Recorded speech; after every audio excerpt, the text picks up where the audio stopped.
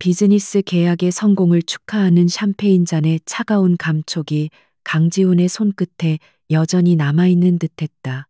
뉴욕의 마천루를 배경으로 한 치열한 협상 끝에 유진건설의 회장인 그는 또 하나의 거대한 프로젝트를 손에 넣었다.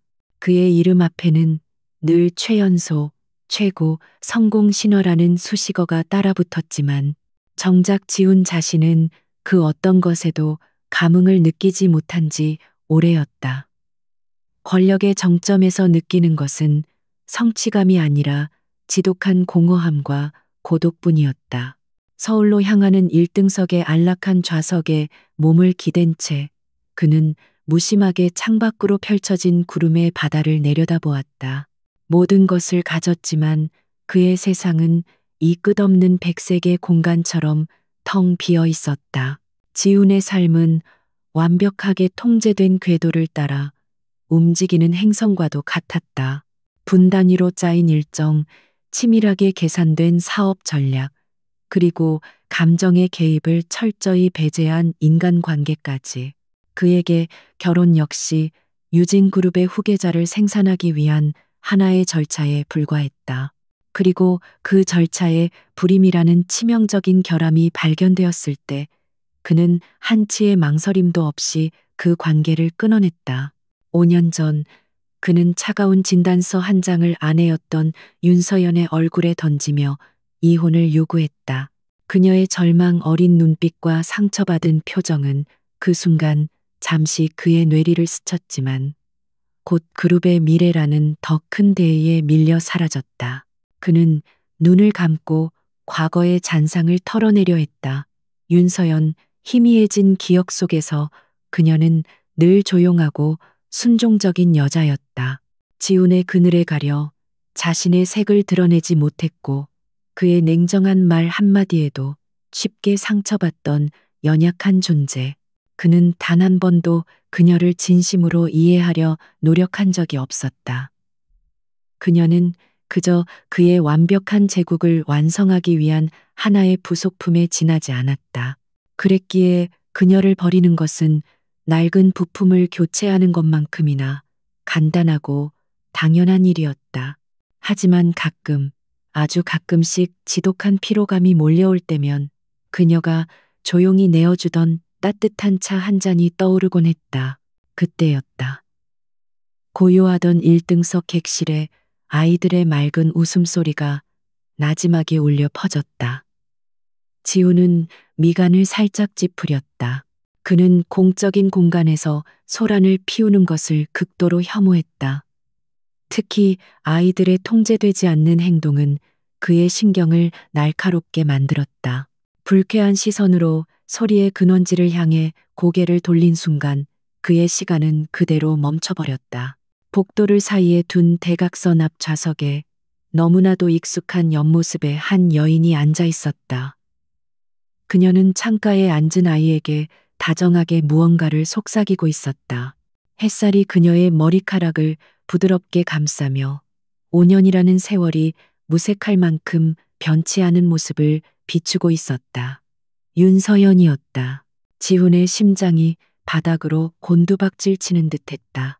수많은 비행기, 수많은 도시, 수많은 사람들 속에서 하필이면 이곳 지상 수만 피트 상공의 밀폐된 공간에서 그녀와 마주칠 확률은 얼마나 될까? 그는 자신의 눈을 의심하며 몇 번이고 다시 확인했다. 하지만 단정하게 묶은 머리, 오뚝한 콧날, 그리고 아이를 바라보는 부드러운 눈매까지 그 모든 것이 기억 속 윤서연의 모습 그대로였다. 아니, 조금은 달라져 있었다. 과거의 그녀에게서 느껴졌던 위축되고 불안한 기색은 온데간데 없고 그 자리에는 차분하고 단단한 평온함이 자리 잡고 있었다. 마치 거친 풍파를 모두 이겨내고 고요한 항구의 정박한 배처럼. 그의 시선은 자연스럽게 그녀 옆의 아이들에게로 향했다. 4살에서 5살쯤 되어 보이는 남자아이와 여자아이. 쌍둥이인 듯 똑같이 생긴 아이들은 작은 그림책에 고개를 파묻고 있었다. 지우는 그저 우연의 일치일 뿐이라고, 세상에는 닮은 사람이 얼마든지 있다고 스스로를 타이르려 했다. 하지만 그의 이성은 이미 경고 신호를 보내고 있었다. 아이들의 얼굴에서 그는 지울 수 없는 자신의 흔적을 발견했다. 특히 남자아이가 무언가에 집중할 때 살짝 찌푸리는 미간과 고집스러워 보이는 인매는 어린 시절 자신의 사진을 보는 듯한 착각을 불러일으킬 정도였다. 지우는 마른 입술을 축였다. 머릿속이 수만 가지의 질문으로 뒤엉켜 터져버릴 것 같았다. 불임이라던 여자가 어떻게 아이를, 설마 그 짧은 시간 안에 다른 남자를 만나 가정을 꾸린 것인가? 하지만 아이들의 나이는 아무리 계산해봐도 그가 그녀를 떠난 시점과 기묘하게 맞물렸다. 그렇다면 설마 그 진단이 잘못되었던 것인가? 아니면 그가 모르는 다른 진실이 있었던 것인가? 그의 심장이 불규칙하게 날뛰기 시작했다. 평생 단 한 번도 경험해보지 못했던 혼란과 당혹감이 온몸을 휩쌌다. 언제나 모든 상황을 자신의 통제하에 두었던 강지훈이라는 남자는 지금 인생 최대의 변수 앞에 속수무책으로 흔들리고 있었다. 바로 그 순간 여자아이가 고개를 들어 서연을 바라보았다. 그리고 너무나도 맑고 청아한 목소리로 지훈의 심장을 관통하는 한마디를 내뱉었다. 엄마, 나 물 마시고 싶어요. 엄마. 그 평범하고도 당연한 단어가 지훈의 귀에는 천둥소리처럼 울렸다. 서연은 다정한 미소와 함께 아이의 머리를 쓰다듬으며 승무원을 불러 물을 부탁했다. 그 모습을 멍하니 바라보던 지훈은 자신도 모르게 자리에서 일어날 뻔했다. 당장이라도 그녀에게 달려가 이게 다 무슨 상황인지, 저 아이들은 누구인지 멱살이라도 잡고 묻고 싶었다. 하지만 그의 발은 바닥에 얼어붙은 듯 움직이지 않았다. 시간이 얼마나 흘렀을까? 착륙을 알리는 안내방송이 기내에 울려 퍼질 때까지 지우는 미동도 없이 그들 모자의 뒷모습만을 응시했다. 그의 머릿속에서는 지난 5년간의 공백이 맹렬한 속도로 되감기고 있었다. 서연을 버린 날 그녀는 아무 말 없이 눈물만 흘렸다. 그는 그것을 자신의 결정에 대한 묵묵한 수능이라고 생각했다. 그녀의 침묵 속에 얼마나 큰 배신감과 원망, 그리고 어쩌면 거대한 비밀이 숨겨져 있었을지 그는 감히 상상조차 하지 못했다. 그는 자신이 세상에서 가장 어리석고 잔인한 실수를 저질렀을지도 모른다는 끔찍한 예감에 사로잡혔다. 비행기가 활주로에 완전히 멈춰서고 안전벨트 표시등이 꺼지자 사람들은 서둘러 짐을 챙기기 시작했다. 서연 역시 아이들의 손을 잡고 자리에서 일어섰다. 그리고 마침내 그녀의 시선이 지훈과 마주쳤다. 그녀의 눈에는 놀라움이나 반가움 같은 감정은 단 한 점도 없었다. 오직 마주치고 싶지 않은 불결한 무언가를 본 듯한 차가운 경멸과 무관심만이 가득했다. 그녀는 마치 그가 투명인간이라도 되는 것처럼 시선을 거두고 아이들을 챙겨 앞쪽으로 걸어갔다. 그 짧은 순간의 눈맞춤에서 지우는 깨달았다. 이것은 단순한 우연이 아니며 앞으로 펼쳐질 일들이 결코 순탄치 않으리라는 것을. 그녀의 냉담한 반응은 오히려 지훈의 의심에 불을 지폈다. 만약 아이들이 자신과 상관없다면 저렇게까지 극단적인 반응을 보일 이유가 없었다.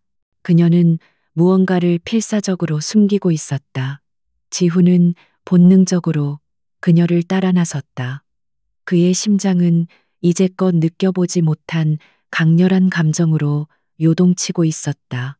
그것은 분노도 후회도 아닌 잃어버렸던 자신의 일부를 되찾아야 한다는 강렬한 집념이었다.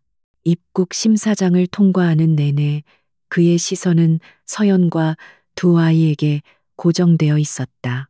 아이들이 뒤를 돌아볼 때마다 그는 자신의 얼굴과 똑 닮은 그 모습에 숨이 멎는 듯한 고통을 느꼈다. 마침내 수화물을 찾는 곳에서 지훈은 더 이상 참지 못하고 그녀에게 다가갔다. 그는 서연의 팔을 붙잡았다. 5년 만에 처음으로 닿은 그녀의 팔은 생각보다 가늘었다.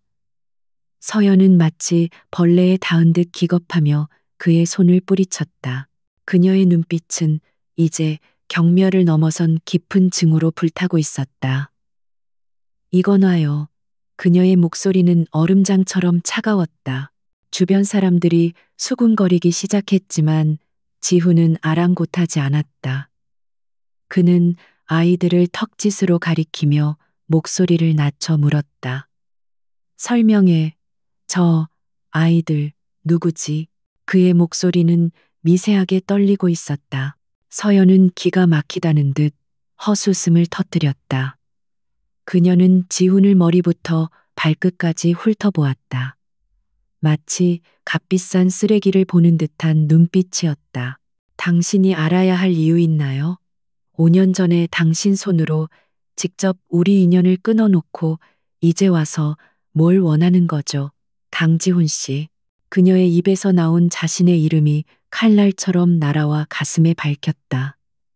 그녀는 더 이상 그를 여보라고 부르지 않았다. 그들은 이제 완벽한 타인이었다.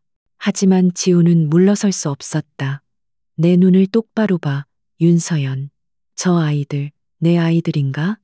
그의 집요한 질문에 서연의 얼굴이 순간 굳어졌다.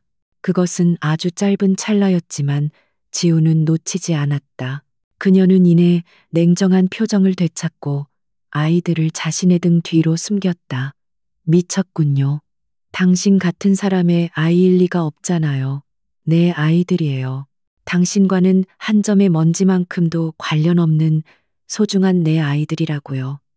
그녀는 단호하게 선을 그었다. 그리고는 더 이상 상대할 가치도 없다는 듯 아이들의 손을 잡고 공항을 빠져나가기 위해 발걸음을 옮겼다. 지우는 그 자리에 우두커니 서서 멀어지는 세 사람의 뒷모습을 바라볼 수밖에 없었다. 서연의 단호한 부정이 그의 머릿속을 헤집어 놓았지만 그의 심장은 이미 알고 있었다. 그녀가 거짓말을 하고 있다는 것을. 그리고 오늘 밤 이 운명적인 재회는 거대한 비밀의 서막에 불과하다는 것을.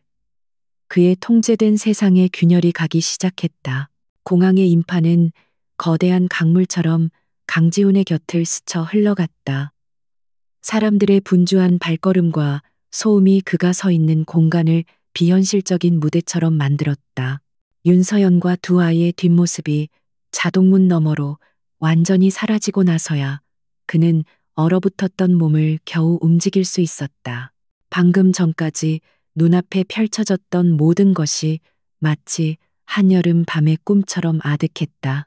하지만 심장을 날카롭게 핥히고 지나간 그녀의 증오, 어린 눈빛과 제 심장을 먹게 했던 아이들의 얼굴은 지독하게 선명한 현실이었다.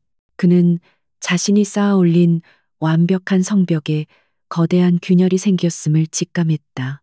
회장님, 괜찮으십니까? 어느새 다가온 김 비서가 걱정스러운 얼굴로 물었다.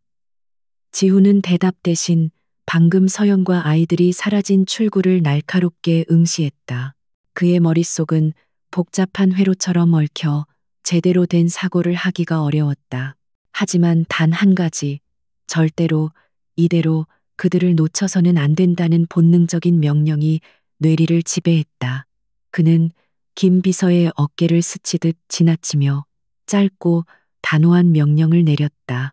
차를 대기시켜. 지금 당장.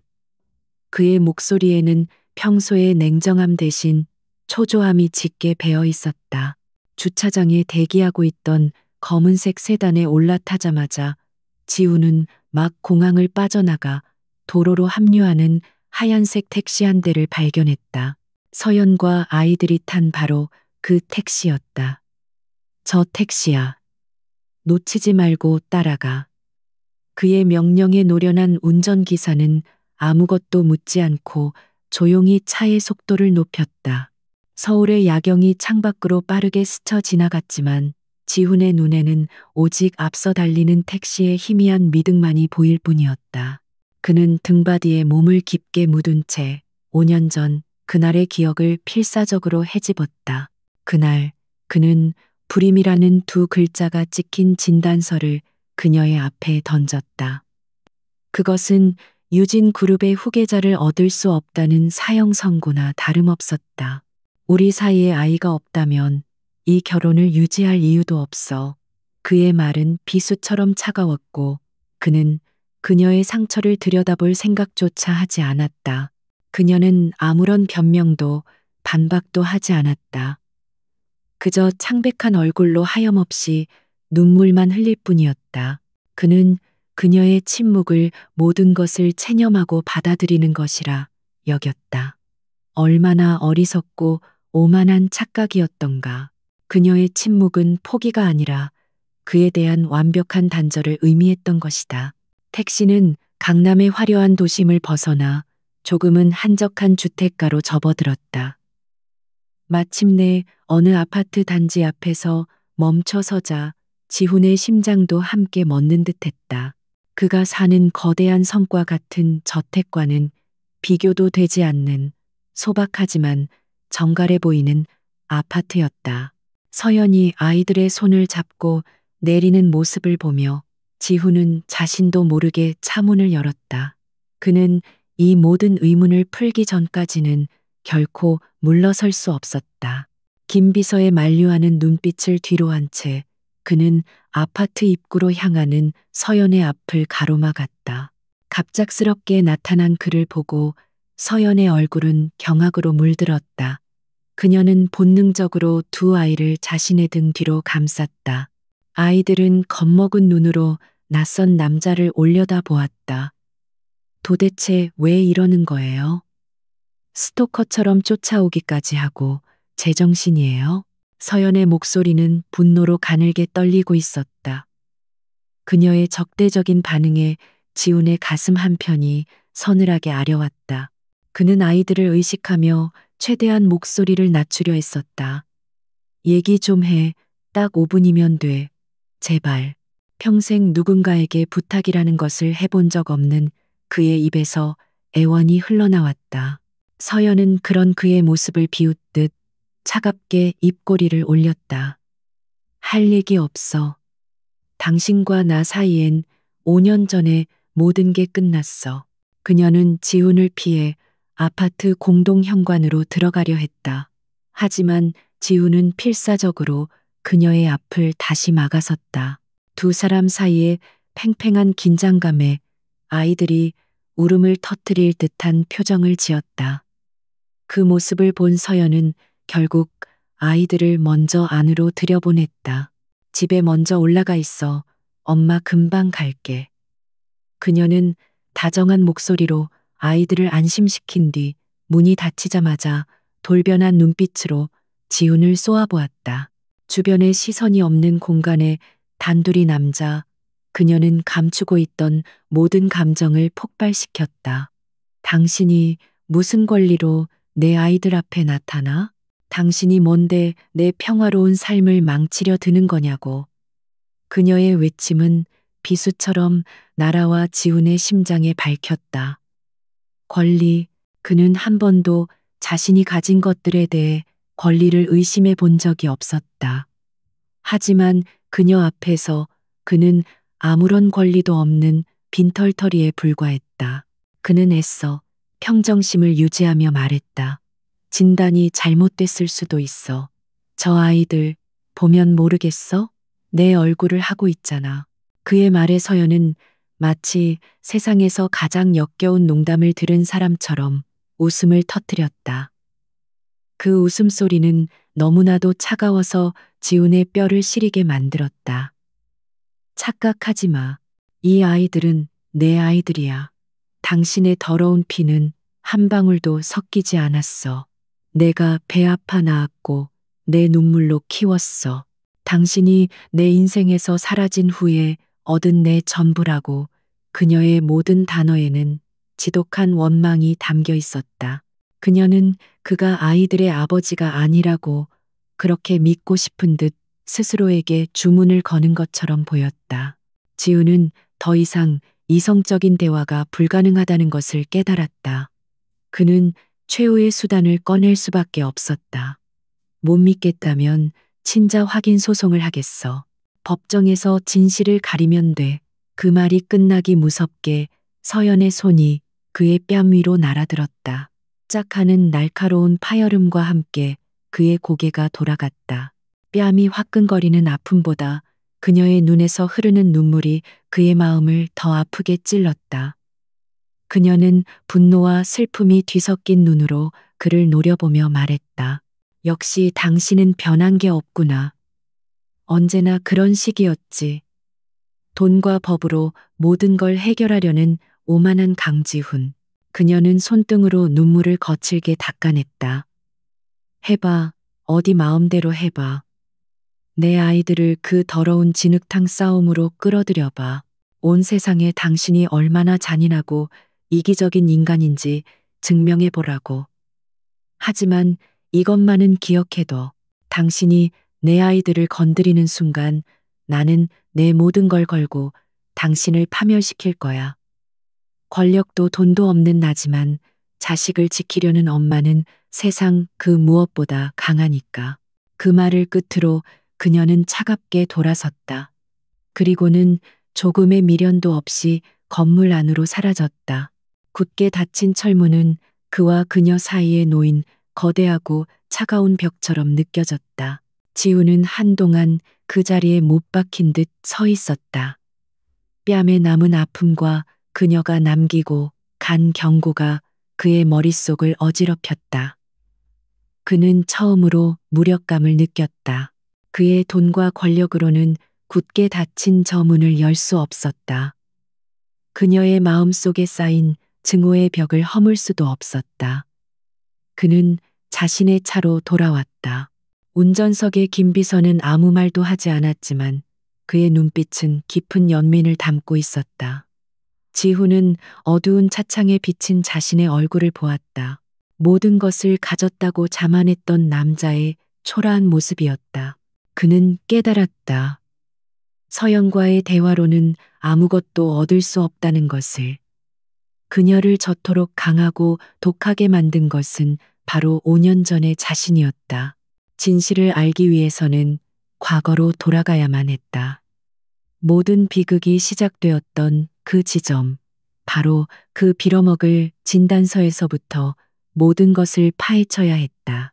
결심을 굳힌 그의 눈빛이 다시 예전의 냉철함을 되찾았다.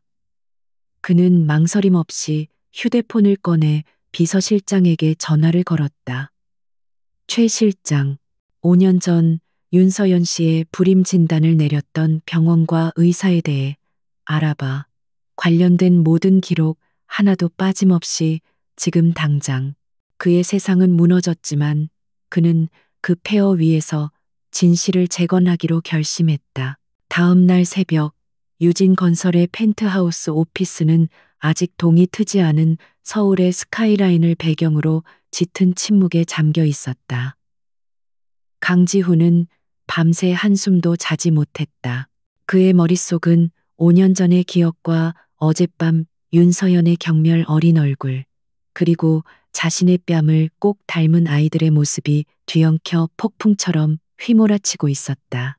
그는 더 이상 과거에 얽매여 후회만 하고 있을 시간이 없다고 판단했다. 감상에 젖는 것은 패배자들이나 하는 짓이었다. 그는 언제나처럼 문제의 핵심을 파고들어 그것을 부서뜨리고 원하는 것을 쟁취하는 방식으로 살아왔다. 사무실 문이 조용히 열리고 김 비서가 무거운 표정으로 들어섰다. 그의 손에는 얇은 보고서 파일이 들려 있었다. 지훈은 턱짓으로 그에게 보고를 명했다. 밤샘 지시에도 불구하고 군말 없이 임무를 수행한 그의 충직한 비서는 그러나 차마 입을 떼기 어렵다는 듯 잠시 망설였다. 그 짧은 침묵 속에서 지훈은 이미 좋지 않은 예감을 느꼈다. 그의 직감은 단 한 번도 틀린 적이 없었다. 김 비서는 마침내 결심한 듯 조심스럽게 첫 번째 보고를 시작했다. 회장님, 먼저 5년 전 윤서연 여사님의 진단을 내렸던 대한여성병원은 현재 존재하지 않습니다. 지훈의 미간이 미세하게 좁혀졌다. 존재하지 않다니 그게 무슨 말이지? 병원이 통째로 증발이라도 했다는 건가? 그의 목소리에는 날카로운 기운이 서려 있었다. 김 비서는 마른 침을 삼키며 보고를 이어갔다. 약 3년 전 국내 굴지의 의료재단인 한성 메디컬 그룹에 인수합병되었습니다. 현재 그 자리에는 한성 메디컬 센터 강남 분원이 들어서 있습니다. 병원 이름부터 시작해서 의료진, 운영 시스템까지 모든 것이 완전히 바뀌었습니다. 기업 간의 인수합병은 흔한 일이었다. 하지만 하필이면 그 병원, 그리고 그 시점이라는 것이 지훈의 신경을 거슬리게 했다. 그렇다면 과거 진료 기록은 한성 메디컬 측에서 보관하고 있겠군. 당장 연락해서 5년 전 윤서연의 진료 기록을 모두 확보해. 지훈은 당연하다는 듯 지시했지만 김 비서의 표정은 더욱 어두워졌다. 그 점이 가장 큰 문제입니다, 회장님. 한성 메디컬 측의 공식적인 답변에 따르면 인수 과정에서 구대한 여성병원에 전산 데이터베이스를 이전하던 중 치명적인 시스템 오류가 발생했다고 합니다. 그로 인해 인수 시점 이전에 일부 환자 기록 데이터가 영구적으로 손상되어 복구가 불가능한 상태라고 합니다. 그리고 공교롭게도 윤서연 여사님의 기록이 바로 그 손상된 데이터에 포함되어 있었습니다. 지훈은 자리에서 벌떡 일어났다. 그의 눈빛은 분노로 이글거렸다. 복구, 불가능. 이 시대의 데이터가 그렇게 쉽게 사라진다는 말을 믿으라는 건가? 유진건설의 서버실에 불이 나도 일주일이면 모든 데이터를 복구할 수 있어. 이건 말도 안 되는 핑계야. 그는 사무실을 가로질러 거대한 통유리창 앞에 섰다. 서서히 밝아오는 도시의 풍경이 그의 눈에는 들어오지 않았다. 그의 머릿속에는 영구 손상이라는 단어가 불길한 메아리처럼 울리고 있었다. 이것은 단순한 사고가 아니었다. 누군가 의도적으로 아주 치밀하게 흔적을 지워버린 것이다. 그는 애써 냉정을 되찾으려 노력하며 다음 질문을 던졌다. 좋아. 기록이 없다면 사람을 찾으면 되겠지. 당시 진단을 내렸던 의사, 이름이 뭐였지? 산부인과 과장이었던 최진우입니다. 김 비서는 즉시 대답했다. 그자를 찾아 어디에 있든 무슨 수를 써서라도 내 앞에 데려와. 돈이 얼마가 들든 상관없어. 그의 입을 열게 만들면 돼. 지훈에게는 이것이 가장 확실한 방법처럼 보였다. 아무리 기록을 지워도 사람의 기억까지 지울 수는 없는 법이다. 하지만 이어지는 김 비서의 보고는 그의 마지막 희망마저 산산조각 냈다. 최진우 원장은 대한여성병원이 한성 메디컬에 인수되기 직전 개인적인 사유로 사직서를 제출하고 캐나다로 이민을 간 것으로 확인되었습니다. 김 비서는 준비해온 다음 서류를 지훈의 책상 위에 올려놓았다. 서류에는 최진우의 출입국 기록과 함께 캐나다 이민국에 제출된 서류 사본이 첨부되어 있었다. 모든 것이 합법적인 절차를 거친 흠잡을 데 없는 이민이었다. 하지만 지훈은 그 서류 더미에서 교활한 뱀의 꼬리를 발견한 듯한 느낌을 받았다. 모든 조각들이 너무나도 완벽하게 맞아떨어지고 있었다. 마치 잘 짜인 각본처럼. 캐나다 주소는 확보했나? 지훈은 포기하지 않았다. 네, 확보했습니다만 저희가 현지 정보원을 통해 확인해 본 결과 이민국에 등록된 주소는 유령 주소였습니다. 현재는 아무도 살지 않는 폐가였고 주변 이웃들 역시 지난 몇 년간 그 주소에 최진우라는 이름의 한국인 의사가 이사 온 것을 본 적이 없다고 합니다. 연락처 역시 없는 번호로 확인되었습니다. 그는 말 그대로 캐나다에서 증발해 버렸습니다. 이제 모든 것이 명확해졌다. 병원의 인수, 기록의 삭제, 그리고 의사의 증발. 이 세 가지 사건은 결코 우연의 일치가 아니었다. 이것은 한 사람의 인생을 바꾸고 진실을 땅속 깊이 묻어버리기 위해 계획된 거대하고 정교한 음모였다. 지우는 허탈한 웃음을 터뜨렸다. 그는 자신의 막강한 권력과 정보망이라면 단 하루 만에 모든 것을 알아낼 수 있을 것이라 자만했다. 하지만 그가 마주한 것은 굳게 닫힌 철벽이었다. 상대는 그의 수를 미리 읽고 모든 퇴로를 차단해 놓았다. 대체 누가 무슨 이유로 이런 엄청난 일을 꾸민 것일까? 유진그룹의 후계자 문제에 개입할 수 있을 만큼의 힘을 가진 자, 그리고 윤서연을 자신의 곁에서 떼어놓음으로써 이득을 얻는 자. 그의 머릿속에 몇몇 경쟁그룹 회장들의 얼굴이 스쳐 지나갔지만 그들에게는 이렇게까지 할 동기가 부족했다. 문득 지훈의 뇌리를 스치는 싸늘한 가설 하나가 떠올랐다. 만약 이 모든 일의 배후에 있는 자가 외부의 적이 아니라 내부의 인물이라면 그가 가장 신뢰하고 동시에 가장 두려워하는 단 한 사람. 평생을 유진 그룹이라는 제국을 건설하고 지키기 위해 피도 눈물도 없는 결정을 내렸던 사람. 자신의 아버지 강태환 회장. 지우는 그 끔찍한 생각을 머리에서 떨쳐내려 했었다. 아무리 냉혹한 아버지라지만 자신의 핏줄을 끊어놓는 비정한 짓까지 했을 리가 없다고 믿고 싶었다.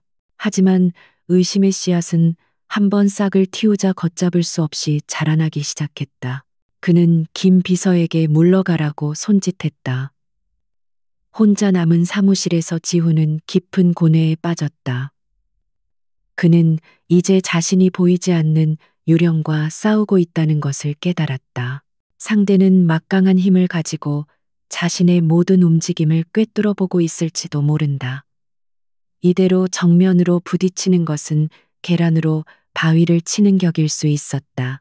그는 전략을 수정해야만 했다. 과거의 흔적이 모두 지워졌다면 이제 그가 파고들어야 할 곳은 단 하나뿐이었다. 모든 비밀의 열쇠를 쥔 채 침묵하고 있는 사람, 바로 윤서연의 현재였다. 그녀의 지난 5년간의 삶 속에 분명 작은 실마리라도 남아있을 터였다. 그의 눈빛이 다시 차갑고 날카롭게 빛나기 시작했다. 그는 사냥감의 흔적을 놓친 사냥꾼이 아니었다.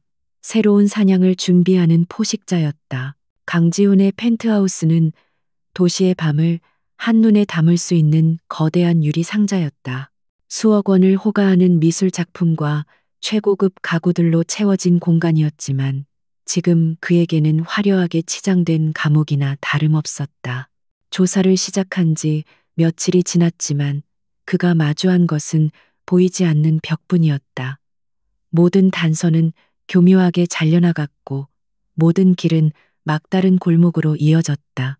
그는 처음으로 자신의 힘이 닿지 않는 영역이 있다는 것을, 돈과 권력으로도 해결할 수 없는 문제가 있다는 것을 절감하고 있었다. 손에 든 위스키 잔의 얼음이 부딪히는 소리만이 적막한 공간을 외롭게 울렸다. 그는 소파에 몸을 깊게 묻은 채 눈을 감았다. 피로가 온몸을 짓눌렀지만 잠은 오지 않았다. 눈을 감으면 어김없이 5년 전 그날의 풍경이 지독한 악몽처럼 되살아났다. 그날도 오늘처럼 비가 내리고 있었다. 해외 출장을 마치고 막 집으로 돌아온 그는 시차와 피로에 젖어 극도로 예민한 상태였다. 그의 손에는 아버지가 건네준 얇은 서류 봉투 하나가 들려 있었다. 그리고 그 안에는 윤서연의 인생을 송두리째 무너뜨릴 두 글자, 불임이라는 낙인이 찍혀 있었다. 그는 그 종이의 진위 여부를 의심조차 하지 않았다. 아버지의 말은 그에게 언제나 법이자 진리였기 때문이다. 그는 거실에서 자신을 기다리고 있던 서연에게 다가갔다. 그녀는 늘 그랬듯 단정한 모습으로 오랜만에 돌아온 남편을 위해 따뜻한 차를 준비하고 있었다. 그녀의 얼굴에 떠오른 희미한 미소를 보는 순간 지우는 알 수 없는 짜증을 느꼈다. 그는 자신의 완벽한 계획에 흠집이 생긴 것을 용납할 수 없었다. 그리고 윤서연이라는 존재는 이제 그의 인생에서 가장 큰 오점이자 불필요한 부속품이 되어버렸다.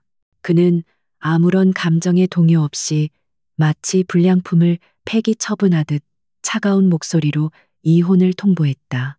무슨 말씀이세요?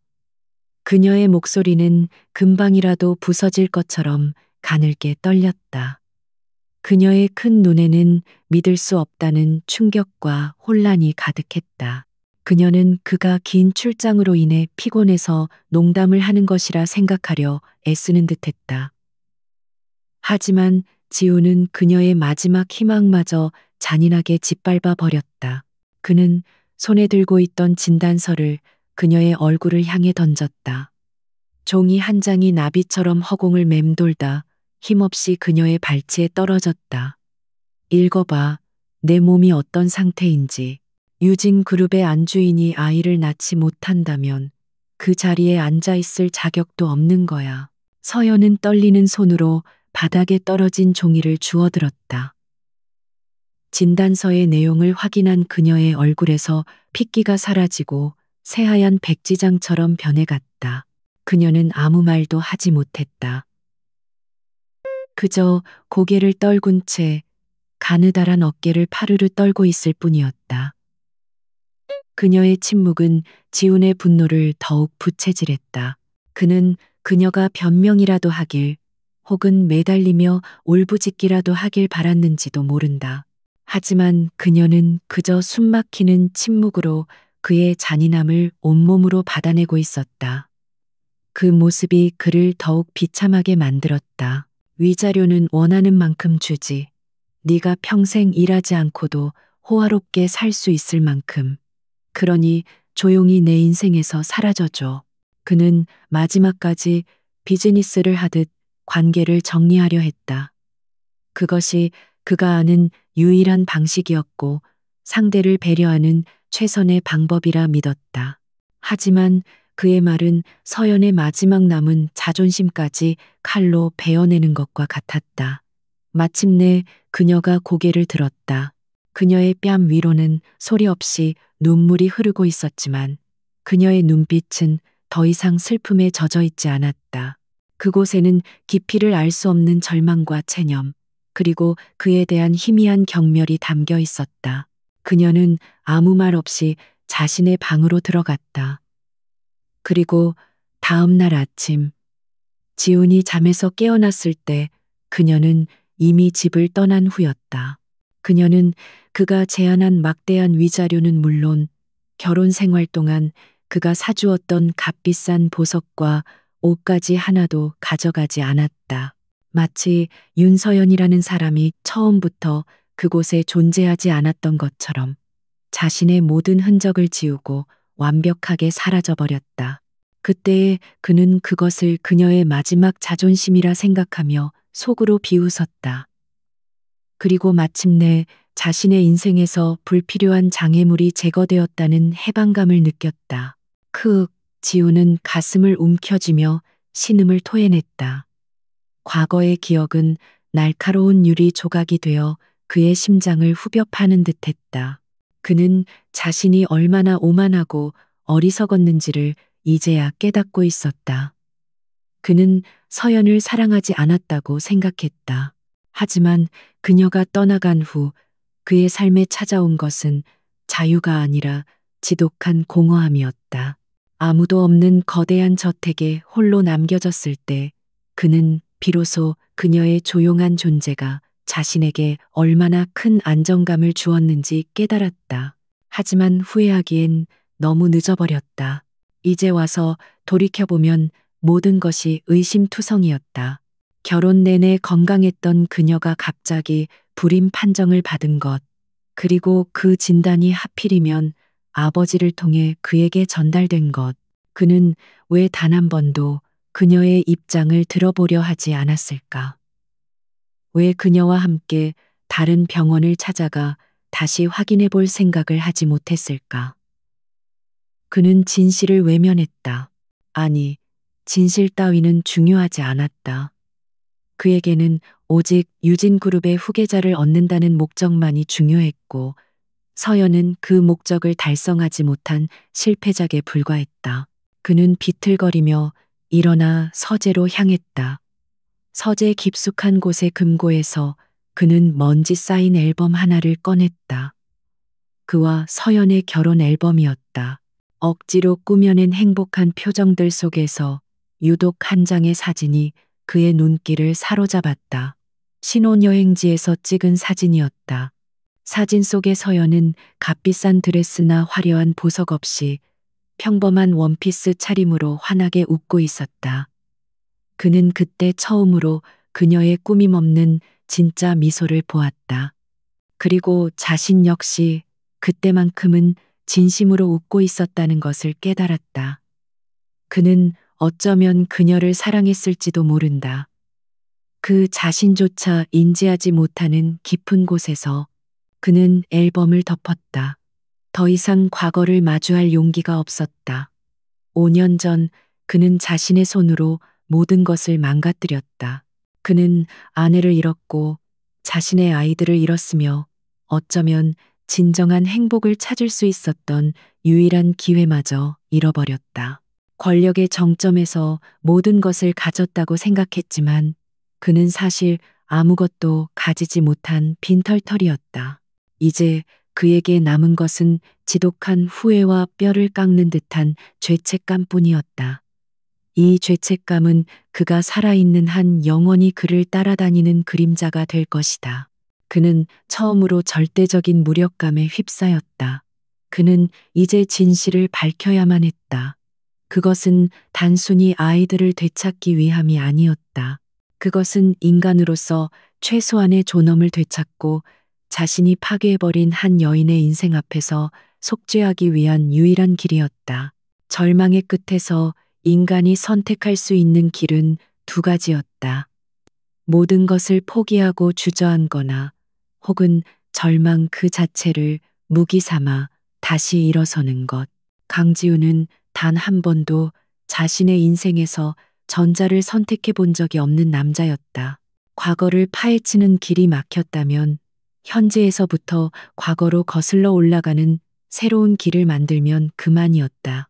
그는 지난 며칠간 자신을 올가매던 무력감과 후회의 사슬을 끊어냈다. 그의 눈빛에서는 감상적인 흔들림이 사라지고 목표물을 정한 포식자의 차가운 집요함이 다시금 번뜩이기 시작했다. 그는 김비서를 자신의 펜트하우스로 호출했다.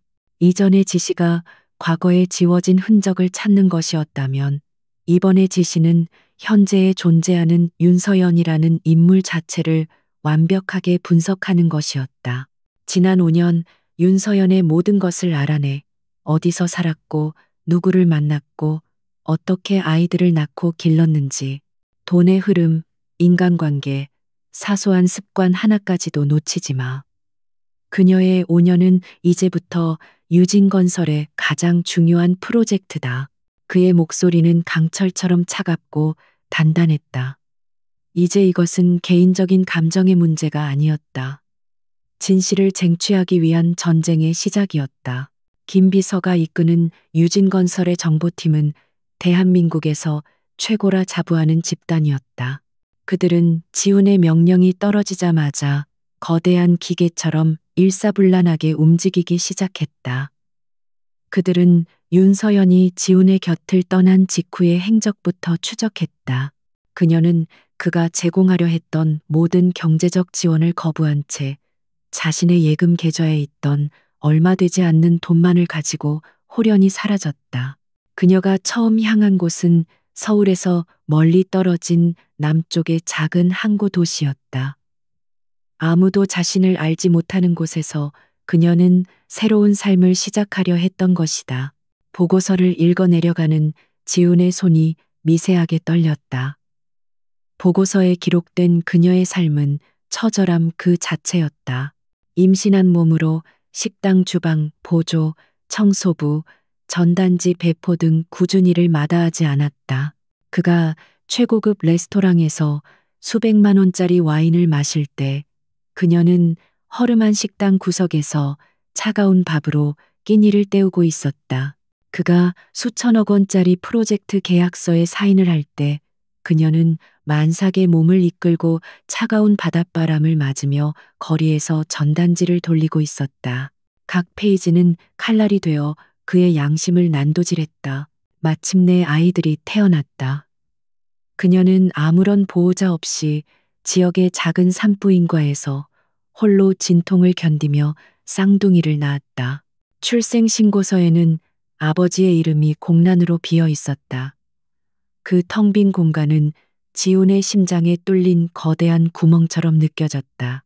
그는 자신의 아이들이 세상에 태어나는 그 거룩한 순간에 곁에 있어 주지 못했다. 아내의 고통을 함께 나누지 못했다. 그는 아버지로서 그리고 남편으로서 가장 기본적인 의무마저 저버린 파렴치 아니었다. 그는 보고서 위로 뜨거운 것이 떨어지는 것을 느꼈다. 그것은 그가 아주 오랫동안 잊고 살았던 후회의 눈물이었다. 하지만 서연은 주저앉지 않았다. 아이들이 태어난 후 그녀는 더욱 강인해졌다. 낮에는 아이들을 돌보고 밤에는 독학으로 인테리어 디자인을 공부했다. 그녀는 결혼 전 대학에서 실내 디자인을 전공했지만 지훈과 결혼하면서 그 꿈을 접어야만 했다. 그녀는 이제 자신을 위해 그리고 아이들을 위해 잊었던 꿈을 다시 꺼내든 것이었다. 그녀는 작은 집의 도배일부터 시작해 동네 가게의 인테리어 컨설팅을 해주며 조금씩 자신의 경력을 쌓아나갔다. 그녀의 성실함과 뛰어난 감각은 금세 입소문을 탔다. 그리고 2년 전 그녀는 자신의 이름을 건 작은 인테리어 디자인 회사 서연 디자인을 설립했다. 보고서에 첨부된 회사의 포트폴리오를 보며 지우는 놀라움을 금치 못했다. 그녀의 디자인은 따뜻하고 실용적이었으며 공간을 사용하는 사람에 대한 깊은 이해와 배려가 담겨 있었다. 그것은 오직 돈과 과실을 위해 건물을 짓는 자신의 철학과 정반대에 있는 것이었다. 그녀는 그가 버린 폐허 위에서 자신만의 아름다운 성을 스스로의 힘으로 쌓아 올린 것이다. 그는 더 이상 그녀를 과거의 연약하고 순종적인 여자로 볼 수 없었다. 그녀는 그가 감히 범접할 수 없는 강인함과 존엄성을 지닌 한 명의 독립된 인간이었다. 그러던 중 김비서의 추가 보고가 도착했다. 그것은 마침내 어둠 속에서 발견한 한 줄기 희미한 빛과도 같았다. 회장님, 윤서연 여사님이 초기에 거주했던 항구 도시의 이웃들을 탐문하던 중 의미 있는 제보를 하나 확보했습니다. 김 비서의 목소리는 미세한 흥분을 띠고 있었다. 당시 윤 여사님과 가깝게 지냈던 한 슈퍼마켓 주인의 말에 따르면 만삭이었던 윤 여사님을 유독 안타깝게 여겨 돌봐주었던 간호사가 한 명 있었다고 합니다. 그 간호사는 당시 지역 보건소에서 근무했는데 공교롭게도 그전에는 서울의 대한여성병원에서 수년간 근무했던 경력이 있었습니다. 지훈의 심장이 세차게 뛰기 시작했다. 대한여성병원. 모든 비극이 시작된 바로 그곳이었다. 그 간호사, 신원은 파악했나? 네, 이름은 이은주. 현재는 결혼 후 일을 그만두고 지방 소도시에서 평범한 주부로 살고 있는 것으로 확인되었습니다. 지훈은 자리에서 일어났다. 드디어 실마리를 찾았다. 거대한 음모의 톱니바퀴 속에서 미처 제거되지 않은 작은 부품 하나를 발견한 것이다. 이은주라는 간호사가 모든 진실을 알고 있을 가능성은 희박했다. 하지만 그녀는 분명 무언가를 알고 있거나 혹은 보았을 것이다. 그녀는 진실로 향하는 문을 열어줄 유일한 열쇠일지도 모른다. 그는 창밖의 어두운 도시를 내려다보았다. 며칠 전과 똑같은 풍경이었지만 이제 그의 눈에는 다르게 보였다. 더 이상 절망의 어둠이 아니었다. 곧 동이 터오르기 직전에 짙은 여명처럼 느껴졌다. 그는 길고 긴 터널의 끝에서 희미하게 새어나오는 빛을 발견했다. 그 빛을 향해 나아가는 길이 아무리 험난하고 고통스러울지라도 그는 결코 멈추지 않을 것이다. 김비서, 내일 아침 첫 비행기로 그 도시로 갈 수 있게 준비해. 내가 직접 그 여자를 만나야겠어. 그의 목소리에는 흔들림 없는 결의가 담겨 있었다. 진실을 향한 그의 추격이 이제 본격적으로 시작되고 있었다. 강지훈이 진실을 향한 첫걸음을 내디디려 할 때 서울의 심장부 유진건설 본사 최상층에 위치한 회장실에서는 그를 꿰뚫어보는 차가운 눈빛이 번뜩이고 있었다. 강태환 회장은 묵직한 원목 책상에 앉아 방금 비서실장에게서 보고받은 내용을 조용히 곱씹고 있었다. 보고서의 내용은 간단했다. 그의 아들 강지훈이 5년 전의 일을 파헤치기 시작했다는 것. 그리고 지금 당장 모든 비밀의 시작점과 연결될 수 있는 한 여자를 만나기 위해 지방 소도시로 향하고 있다는 것이었다. 강태환의 입가에 엷은 냉소가 떠올랐다. 그는 아들이 감상적인 풋내기라고 생각했지만 이토록 무모한 짓을 벌일 줄은 미처 예상하지 못했다. 그에게 유진그룹은 단순한 회사가 아니었다. 그것은 그의 피와 땀으로 세운 제국이었고 그의 분신과도 같았다. 그 제국의 존속을 위해서는 완벽하고 흠없는 후계자가 필요했다. 고아 출신에 내세울 것 하나 없는 배경을 가진 윤서연은 그의 위대한 왕조에 섞여서는 안 될 불순물이었다. 그래서 그는 제거했다. 아들의 삶에서 그리고 유진그룹의 역사에서. 그는 그것이 제국을 위한 최선의 선택이었다고 단 한순간도 의심한 적이 없었다. 아들의 일시적인 반발 따위는 시간이 해결해 줄 것이라 믿었다. 하지만 5년이 지난 지금 죽은 줄 알았던 과거의 망령이 아들의 손에 이끌려 다시 그의 제국을 위협하고 있었다. 어리석은 놈, 강태환은 나지막이 읊조렸다. 그는 지훈의 분노나 후회를 이해하지 못했다. 대의를 위해서는 사소한 감정 따위는 희생하는 것이 당연했다.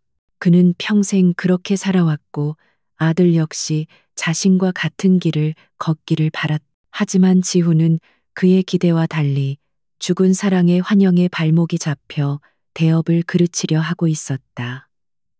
강태환은 더 이상의 혼란을 용납할 수 없었다. 그는 싹을 잘라내야 한다고 판단했다. 지훈이 아니라 지훈을 흔들고 있는 근원, 바로 윤서연을 말이다.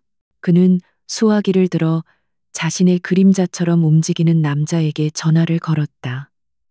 조 실장. 서연 디자인이라는 작은 회사가 있을 거야. 숨도 못 쉴 정도로 압박해. 하지만 우리가 했다는 흔적은 남기지 마. 그의 명령이 떨어진 지 불과 몇 시간 지나지 않아 윤서연의 평화로운 일상에 균열이 가기 시작했다. 서연 디자인은 비록 작은 회사였지만 그녀의 땀과 노력이 고스란히 담긴 소중한 공간이었다. 그녀는 직원들과 함께 다음 프로젝트의 시안을 검토하며 오랜만에 웃음꽃을 피우고 있었다. 하지만 그 평화는 한 통의 전화로 산산조각 났다. 회사 매출의 절반 이상을 차지하는 가장 큰 클라이언트로부터 걸려온 계약 해지 통보였다. 이유는 불분명했다. 그들은 그저 내부 사정이라는 애매한 말만 되풀이할 뿐이었다. 서연은 갑작스러운 상황에 당황했지만 애써 직원들을 다독이며 괜찮을 거라고 말했다. 하지만 불길한 예감은 현실이 되어 그녀를 덮쳐왔다. 클라이언트의 계약 해지 통보를 시작으로 약속이라도 한 듯 주요 자재 공급업체들로부터 거래를 중단하겠다는 연락이 빗발쳤다. 갑자기 인테리어 업계에 그녀의 회사에 대한 악의적인 소문이 퍼지기 시작했다. 자금난이 심각하다거나 그녀가 다른 디자이너의 작품을 표절했다는 식의 근거 없는 이야기들이었다. 불과 하루 만에 그녀가 수년간 공들여 쌓아 올린 탑은 모래성처럼 허무하게 무너져 내리고 있었다. 서연은 바보가 아니었다. 이것은 우연이 아니었다. 누군가 보이지 않는 곳에서 거대한 힘으로 자신의 목을 조여오고 있었다. 그녀의 머릿속에 가장 먼저 떠오른 사람은 강지훈이었다. 공항에서의 재회, 그리고 아파트 앞에서 벌였던 실랑이. 그는 친자 확인 소송을 하겠다며 그녀를 협박했다. 어쩌면 이 모든 것이 아이들을 빼앗기 위해 그녀를 경제적으로 완전히 무너뜨려 항복하게 만들려는 그의 비열한 수작일지도 모른다는 생각이 들었다. 그녀의 심장은 분노와 배신감으로 차갑게 얼어붙었다. 역시 그 남자는 5년 전과 조금도 변하지 않았다. 여전히 자신의 목적을 위해서라면 타인의 삶을 짓밟는 것을 서슴지 않는 잔인하고 이기적인 인간이었다. 같은 시각, 지우는 김포공항에서 지방으로 향하는 비행기에 오르고 있었다. 그의 머릿속은 곧 만나게 될 간호사 이은주에 대한 생각으로 가득 차 있었다. 그녀의 입에서 과연 어떤 진실이 나올 것인가. 그의 심장은 기대와 불안감으로 복잡하게 뒤엉켜 있었다. 바로 그때 그의 휴대폰이 조용히 진동했다. 발신인은 아버지였다. 지훈은 잠시 망설이다가 통화 버튼을 눌렀다. 강태환 회장의 목소리는 언제나처럼 위엄있고 무거웠다. 그는 새로 시작하는 두바이 프로젝트에 대해 이야기하며 아들의 안부를 묻는 듯했다. 하지만 그 대화 속에 숨겨진 가시를 지훈이 놓칠 리 없었다. 리더는 때로 냉정해야 하는 법이다. 사사로운 감정에 얽매여 대의를 그르쳐서는 안 돼. 강태환은 마치 인생의 교훈을 전하는 것처럼 말했지만 그 목소리에는 서늘한 경고가 담겨 있었다. 그리고 이미 끝난 과거의 일에 너무 집착할 필요는 없다. 굳이 파헤쳐서 좋을 것 없는 일도 있는 법이지. 손만 더러워질 뿐이야. 그 순간 지훈은 모든 것을 깨달았다. 이 전화는 우연이 아니었다. 아버지는 자신의 모든 행적을 손바닥 들여다보듯 꿰뚫고 있었다. 그리고 지금 그에게 멈추라고, 더 이상 선을 넘지 말라고 경고하고 있는 것이다. 지훈은 등줄기를 타고 흐르는 소름을 느꼈다.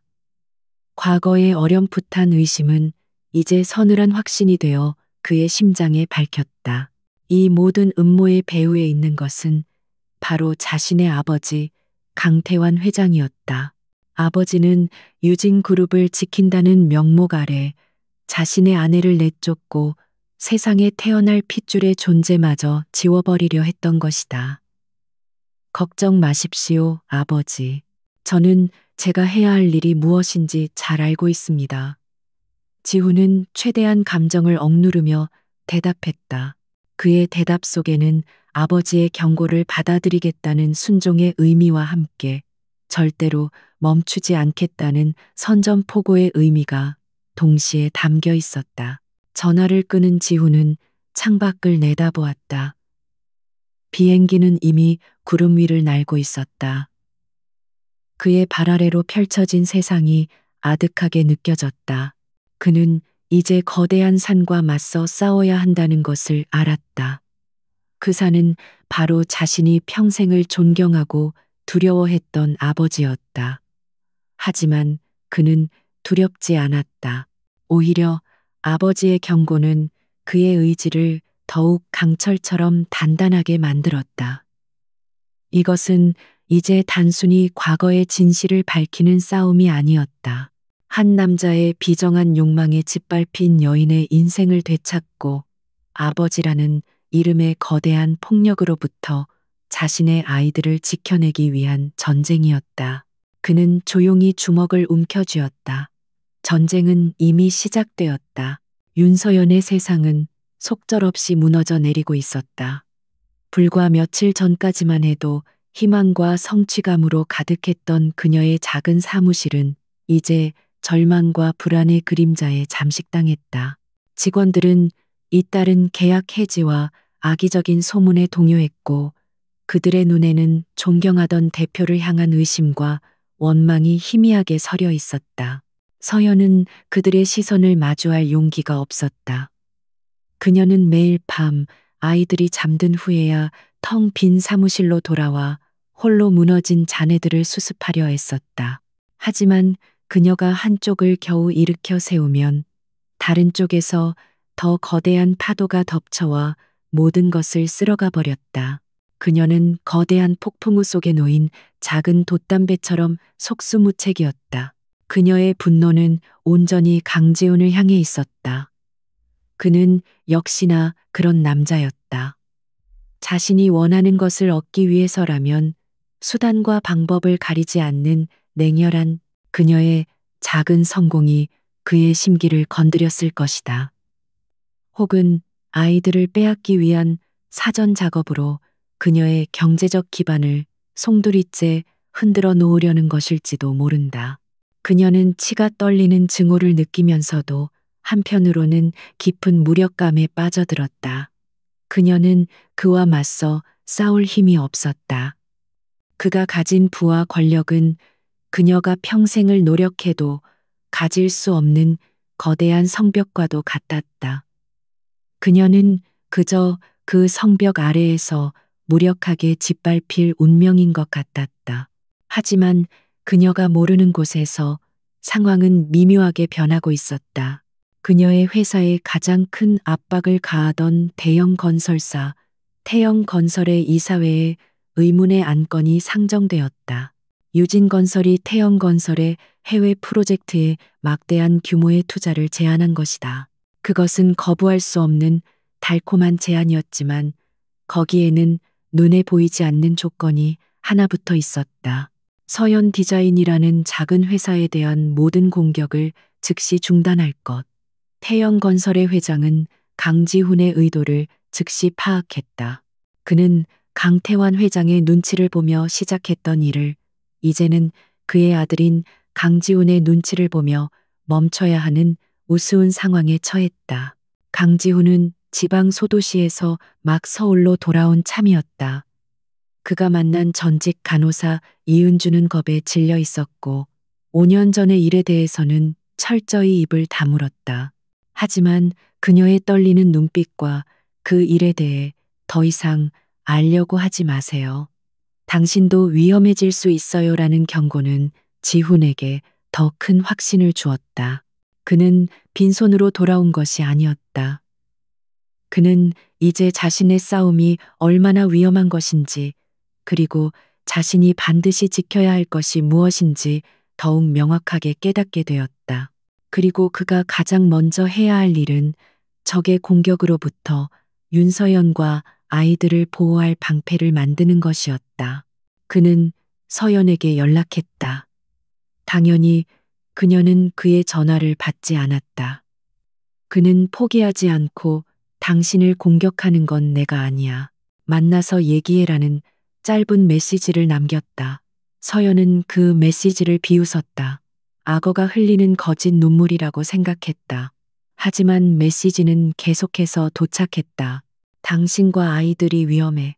이건 당신 혼자서 감당할 수 있는 일이 아니야. 제발 한 번만 내 말을 믿어줘. 그녀의 마음이 조금씩 흔들리기 시작했다. 만약, 아주 만약에 그의 말이 사실이라면 자신을 공격하는 보이지 않는 손이 강지훈이 아니라 더 거대한 존재라면 자신과 아이들은 정말로 위험에 처한 것일지도 모른다. 결국 서연은 그의 제안을 받아들였다. 그녀는 자신의 안전이 아니라 아이들의 안전을 위해서 마지막으로 그의 말을 들어보기로 결심했다. 그들이 다시 만난 곳은 한강이 내려다 보이는 조용한 호텔 카페였다. 5년 전 그가 그녀에게 이혼을 통보했던 바로 그 장소였다. 지훈은 그녀가 그 장소에 담긴 잔인한 의미를 알 것이라고는 생각하지 못했지만 서연에게는 모든 것이 생생한 상처로 남아 있었다. 그녀는 굳은 표정으로 그의 맞은편에 앉았다. 할 말이 뭐죠? 내 회사 망가뜨려 놓으니 이제 만족해요? 그녀의 목소리는 얼음 조각처럼 차가웠다. 지훈은 변명하지 않았다. 그는 담담하게 입을 열었다. 당신 회사를 공격하고 있는 건 내가 아니야. 오히려 그 공격을 막고 있는 게 나지. 그는 태영 건설과의 거래에 대해서는 말하지 않았다. 대신 자신이 알아낸 사실들을 그녀 앞에 꺼내 놓았다. 5년 전 진단 기록이 사라진 것, 담당 의사가 증발해버린 것, 그리고 이 모든 일의 배후에 거대한 힘이 존재한다는 자신의 추측까지. 그는 처음으로 자신의 나약한 부분을, 아버지라는 거대한 벽 앞에서 느끼는 무력감을 그녀 앞에 솔직하게 드러냈다. 서연은 혼란스러웠다. 그의 말은 너무나도 충격적이어서 쉽게 믿을 수가 없었다. 하지만 그의 눈빛은 그 어느 때보다 진실해 보였다. 그곳에는 과거의 오만함 대신 깊은 고뇌와 후회의 그림자가 드리워져 있었다. 당신이 말하는 그 거대한 힘이라는 게 대체 누군데요? 그녀는 떨리는 목소리로 물었다. 지우는 잠시 침묵했다. 자신의 아버지가 괴물이라고 고백하는 것은 그에게도 쉬운 일이 아니었다. 그는 어렵게 입을 열었다. 아직 확실한 증거는 없어. 하지만 모든 정황이 단 한 사람을 가리키고 있어. 내 아버지, 강태환 회장. 그 이름이 나온 순간 서연은 숨을 멈췄다. 강태환 회장. 언제나 인자한 미소 뒤에 서늘한 계산을 감추고 있던 남자. 그녀는 결혼 생활 내내 그에게서 보이지 않는 압박감을 느껴왔다. 그는 단 한 번도 자신을 며느리로 인정한 적이 없었다. 그녀는 이제야 모든 조각들이 맞춰지는 것을 느꼈다. 지훈의 말이 사실이라면 그녀는 지난 5년간 한 남자의 잔인한 욕망에 의해 철저히 기만당하고 버려진 것이었다. 왜, 도대체 왜 그런 짓을? 그녀의 목소리가 절망으로 잠겨들었다. 지훈은 그녀의 흔들리는 눈빛을 똑바로 마주하며 말했다. 이유는 중요하지 않아. 중요한 건 지금 당신과 아이들이 위험하다는 사실이야. 아버지는 자신의 계획에 방해가 되는 것은 무엇이든 제거할 사람이야. 당신 회사를 공격한 건 시작에 불과해. 다음은 아이들이 될지도 몰라. 그의 말은 서연의 심장에 비수처럼 꽂혔다. 아이들. 그녀의 전부이자 그녀가 살아가는 이유. 그녀는 자신의 모든 것을 잃어도 상관없었지만 아이들만큼은 절대로 다치게 할 수 없었다. 내가 뭘 어떻게 해야 하죠? 그녀는 처음으로 그에게 도움을 구하는 듯한 질문을 던졌다. 지훈은 기다렸다는 듯 자신의 제안을 꺼냈다. 거래를 하자. 내가 당신과 아이들의 방패가 되어주겠어. 아버지를 포함한 세상의 모든 위협으로부터 당신들을 지켜주지. 그 대가로 당신은 나에게 시간을 줘. 5년 전의 진실을 밝혀낼 시간을. 그리고 내가 아이들의 아빠가 될 자격이 있는지 증명할 기회를. 그것은 제안인 동시에 그의 간절한 애원이었다. 서연은 오랫동안 아무 말도 하지 않았다. 그녀의 마음속에서는 증오와 불안이 격렬하게 충돌했다. 이 남자의 손을 다시 잡는다는 것은 상상조차 하기 싫은 일이었다. 하지만 그의 제안은 거부할 수 없는 유일한 동아줄이기도 했다. 그녀는 혼자서는 이 거대한 음모와 싸울 수 없었다. 아이들을 지킬 수도 없었다. 그녀는 결국 자신의 자존심을 꺾기로 했다. 좋아요. 당신 제안을 받아들이겠어요. 그녀의 목소리는 차갑고 건조했다. 하지만 착각하지 마세요. 이건 화해가 아니에요. 오직 내 아이들을 지키기 위한 계약일 뿐이에요. 진실이 밝혀지고 모든 게 끝나면 우린 다시 완벽한 타인이 되는 거예요. 그녀는 분명하게 선을 그었다. 지훈은 씁쓸한 미소를 지으며 고개를 끄덕였다. 그는 그 이상을 바랄 자격이 없다는 것을 알고 있었다. 그렇게 두 사람의 위태롭고 절박한 동맹이 시작되었다. 두 사람의 불안한 동맹이 맺어진 후 강지훈의 첫 번째 행동은 약속대로 방패의 역할을 수행하는 것이었다. 그는 당장 윤서연과 아이들을 그녀가 살던 아파트에서 빼내왔다. 그곳은 이미 강태환 회장의 감시망에 노출되었을 가능성이 높았다. 그가 마련한 새로운 거처는 서울 외곽의 한적한 곳에 위치한 최고급 보안 시스템을 갖춘 타운하우스였다. 외부인의 접근이 철저히 통제되고 그의 가장 신뢰할 수 있는 경호 인력들이 24시간 외곽을 경비했다. 서연은 갑작스러운 이사에 반발했지만 아이들의 안전을 위협할 수 있는 잠재적 위험에 대한 지훈의 논리적인 설명에 결국 따를 수밖에 없었다. 아이들은 넓은 정원이 있는 새 집을 마음에 들어하며 천진난만하게 뛰어놀았다.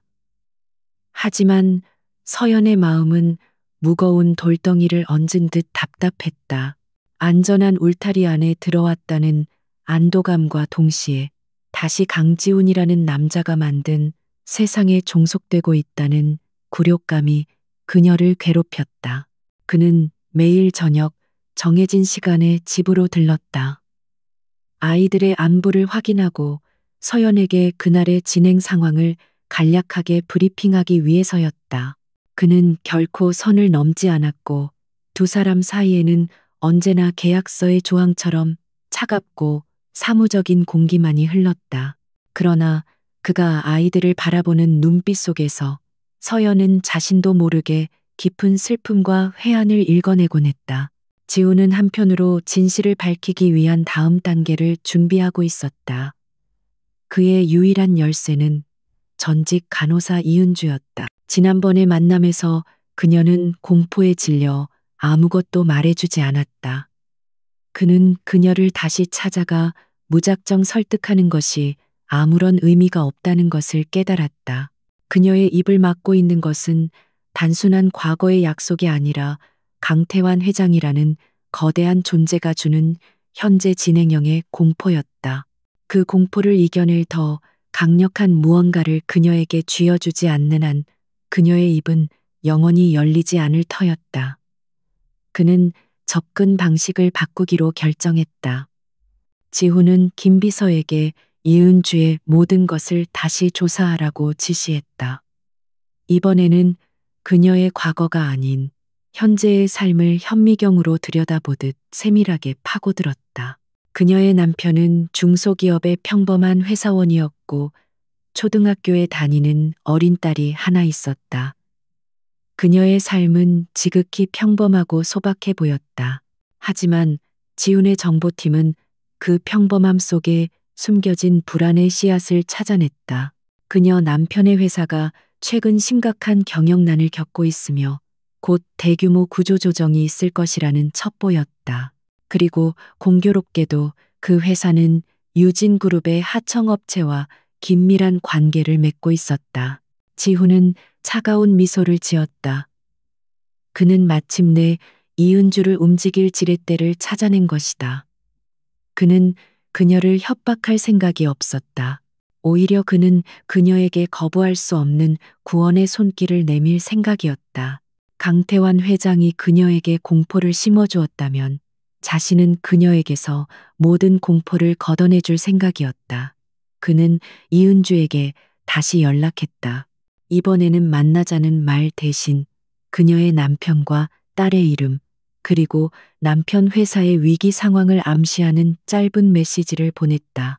메시지의 마지막에는 당신과 당신 가족의 미래를 지킬 수 있는 사람은 나뿐이야 라는 문장을 덧붙였다. 며칠 후 이은주에게서 떨리는 목소리로 만나고 싶다는 연락이 왔다. 약속 장소는 서울의 한 호텔 최상층에 있는 스카이라운지의 별실이었다. 지훈이 일부러 고른 장소였다. 그는 그녀에게 자신과 강태환 회장 사이에 존재하는 압도적인 힘의 차이를 시각적으로 보여주고 싶었다. 창밖으로 서울의 야경이 보석처럼 펼쳐진 방에 먼저 도착한 지우는 조용히 그녀를 기다렸다. 잠시 후 약속 시간에 맞춰 초췌한 얼굴에 이은주가 들어섰다. 그녀는 마치 사형장으로 끌려온 죄인처럼 겁에 질려 있었다. 무엇을 원하시는 거죠? 그녀의 목소리는 물에 젖은 솜처럼 힘이 없었다. 지우는 위협적인 태도를 거두고 최대한 부드러운 목소리로 말했다. 이은주 씨를 해치려는 게 아니야. 오히려 당신을 보호해주고 싶어서 불렀어. 당신이 지금 누구 때문에 두려워하고 있는지 알아. 그리고 그 두려움이 당신의 남편과 딸에게까지 이어질 수 있다는 것도. 그는 그녀의 남편 회사에 대한 이야기를 꺼내며 자신이 마음만 먹으면 그 회사를 살릴 수도 혹은 완전히 무너뜨릴 수도 있다는 사실을 간접적으로 상기시켰다. 이은주의 얼굴이 하얗게 질려갔다. 그녀는 지훈이 자신을 협박하고 있다고 생각했다. 하지만 지훈의 다음 말은 그녀의 예상을 완전히 벗어나는 것이었다. 당신 남편에게 유진건설의 캐나다 지사 부장 자리를 제안하지. 지금 받는 연봉의 3배, 최고급 주택과 자녀의 국제학교 학비 전액을 지원하는 조건이야. 당신과 당신 가족이 한국을 떠나 아무도 모르는 곳에서 새로운 삶을 시작할 수 있게 해주겠어. 강태환 회장의 그림자가 닿지 않는 안전한 곳으로. 그것은 협박이 아니라 파격적인 제안이었다. 이은주는 혼란스러운 눈으로 지훈을 바라보았다. 이 남자가 대체 무슨 생각을 하는지 알 수가 없었다. 지훈은 그녀의 흔들리는 마음을 꿰뚫어 보듯 마지막 쐐기를 박았다. 이 모든 것의 대가로 내가 원하는 건 단 하나야. 5년 전 대한여성병원에서 있었던 일, 당신이 보고 들은 모든 진실을 말해줘. 강태환 회장이 윤서연에게 무슨 짓을 했는지. 그는 탁자 위로 작은 녹음기를 올려놓았다. 이은주의 시선이 녹음기와 지훈의 얼굴 사이를 불안하게 오갔다. 그녀의 마음속에서 지난 5년간 짓눌려왔던 죄책감과 미래에 대한 공포가 격렬하게 싸우고 있었다. 마침내 그녀의 어깨가 무너져 내렸다. 그녀는 흐느끼기 시작했다. 오랫동안 억눌러왔던 눈물이 본물처럼 터져 나왔다. 그녀는 떨리는 목소리로 그날의 진실을 고백하기 시작했다. 그분은, 강태환 회장님은 직접 병원장실로 찾아오셨어요. 그녀의 기억은 생생했다. 어느 날 오후 병원 전체의 삼엄한 분위기가 감돌았고 강태환 회장이 극비리에 병원장을 만났다. 그 후 병원장은 최진우 과장을 불러 아무도 없는 자신의 사무실에서 무언가를 지시했다. 그리고 다음 날 윤서연의 진료 차트에 없던 검사 결과지가 끼워져 있었다. 모든 것이 조작이었다. 최 과장님은 처음에는 양심의 가책 때문에 망설이셨어요. 하지만 회장님 쪽에서 과장님의 유학 중인 아들 이야기를 꺼내며 압박했다고 들었어요. 그리고 거액의 돈과 함께 캐나다에서의 새로운 삶을 약속했죠. 이은주 자신도 병원장의 지시로 관련 서류들을 파기하는 것을 도왔고 그 대가로 두둑한 봉투를 받았다. 그리고 이 일에 대해 발설하면 당신 가족도 무사하지 못할 것이라는 서늘한 경고를 들었다. 회장님은 윤서연 씨 같은 배경 없는 여자가 유진 그룹의 대를 잇는 것은 그룹의 수치라고 그렇게 말씀하셨다고 했어요. 모든 것이 밝혀지는 순간이었다. 지훈은 주먹을 너무 세게 쥐어 손톱이 손바닥을 파고드는 것도 느끼지 못했다. 그의 분노는 하늘을 찌를 듯했지만 그는 이은주의 고백이 끝날 때까지 아무 말도 하지 않고 묵묵히 들었다. 그녀의 흐느낌 섞인 목소리는 지난 5년간의 모든 의문을 풀어주는 열쇠이자 자신의 아버지가 얼마나 잔인하고 비정한 괴물인지를 증명하는 판결문이었다. 마침내 고백이 끝나고 지훈은 녹음기의 정지 버튼을 눌렀다. 딸깍하는 작은 소리와 함께 진실은 이제 빼도 박도 못하는 증거가 되어 그의 손에 들어왔다. 그는 이은주에게 약속은 반드시 지키겠다고 말한 뒤 그녀를 돌려보냈다. 혼자 남은 그는 창밖의 화려한 야경을 보았다. 하지만 그의 눈에는 아무것도 보이지 않았다. 그의 가슴 속에서는 아버지를 향한 차가운 분노와 그 진실도 모른 채 혼자서 모든 고통을 감내해야 했던 서연에 대한 미안함이 폭풍처럼 휘몰아치고 있었다. 이제 심판의 시간이 다가오고 있었다. 호텔을 나서는 강지훈의 온몸에서는 얼음 같은 분노가 흘렀다. 손에 들린 작은 녹음기는 천근만근처럼 무겁게 느껴졌다. 그 안에는 한 여자의 인생을 송두리째 파괴하고 자신의 아들을 기만했으며 세상에 태어난 핏줄마저 부정하려 했던 한 남자의 추악한 진실이 담겨 있었다. 그는 더 이상 망설이지 않았다. 분노는 그의 머리를 차갑게 식혔고 연민은 그의 결심을 강철처럼 단단하게 만들었다. 이제는 모든 것을 끝내야 할 시간이었다. 그는 망설임 없이 자신의 아버지가 있는 본가, 그 거대한 성체를 향해 차를 몰았다. 차창 밖으로 스쳐 지나가는 서울의 야경은 마치 그의 혼란스러운 마음처럼 아득하게 번져나갔다. 그는 평생 아버지를 거대한 산처럼 여기며 살아왔다. 존경과 동시에 두려움의 대상이었고 언젠가는 자신이 넘어야 할 목표이기도 했다. 아버지가 쌓아올린 유진그룹이라는 제국을 물려받는 것이 그의 태어날 때부터 정해진 운명이었다. 그는 그 운명을 단 한 번도 의심하거나 거부한 적이 없었다. 하지만 이제 그는 깨달았다. 자신이 물려받으려 했던 것은 위대한 유산이 아니라 피와 눈물로 얼룩진 더러운 왕좌에 불과했다는 것을. 어린 시절부터 그를 짓눌러 왔던 거대한 저택의 공기는 그날따라 유독 차갑고 무겁게 느껴졌다. 집안의 고용인들은 그의 갑작스러운 방문과 굳은 표정에 감히 말을 걸지 못하고 조용히 고개만 숙였다. 그는 곧장 2층에 있는 아버지의 서재로 향했다. 그곳은 강태환 회장의 개인적인 왕국이자 유진그룹의 모든 중요한 결정이 내려지는 심장부였다. 그는 노크도 없이 거칠게 문을 열어젖혔다. 묵직한 가죽 의자에 앉아 서류를 보고 있던 강태환 회장은 예의 없는 아들의 행동에 미간을 찌푸리며 고개를 들었다. 이게 무슨 무례한 짓이냐. 들어올 땐 노크를 하라고 배우지 못했나? 강태환의 목소리에는 아들을 꾸짖는 아버지의 권위와 아랫사람을 대하는 회장의 위엄이 동시에 담겨 있었다. 하지만 지우는 더 이상 그의 권위에 주눅들던 과거의 아들이 아니었다. 그는 서재의 문을 닫고 아버지를 똑바로 마주보며 섰다. 그의 눈빛은 조금의 흔들림도 없이 차갑게 빛나고 있었다. 더 이상 아버지의 가르침 따위는 필요 없습니다. 오늘은 아들로서가 아니라 한 가지 진실을 확인하기 위해 온 것이니까요.